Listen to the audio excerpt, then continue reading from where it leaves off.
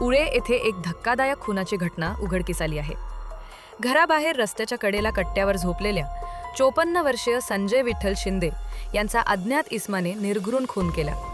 ही घटना आज 1 मे 2026 रोजी पहाटेच्या सुमारास उळे येथील शिवनेरी प्रतिष्ठान समोरील परिसरात घडली. मिळालेल्या माहितीनुसार संजय शिंदे हे दुकानासमोरील कट्ट्यावर झोपले असताना अज्ञात व्यक्तीने धारदार शस्त्राने त्यांच्या गळ्यावर वार केला.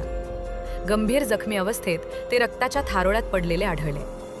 स्थानिक पोलीस पाटील यांनी तात्काळ तालुका पोलीस ठाण्याला माहिती दिली. घटनेची माहिती मिळताच वरिष्ठ पोलीस निरीक्षक देशपांडे व पोलीस अधिकाऱ्यांनी घटनास्थळी धाव घेत पंचनामा केला.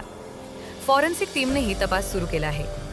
जखमी अवस्थेत संजय शिंदे यांना सोलापूर येथील श्री छत्रपती शिवाजी महाराज सर्वोपचार रुग्णालयात दाखल करण्यात आले. मात्र उपचारापूर्वीच डॉक्टरांनी त्यांना मृत घोषित केले. प्राथमिक तपासात धारदार शस्त्राने गळ्यावर वार केल्याचे निष्पन्न झाले असून खुनाचे कारण अद्याप अस्पष्ट आहे.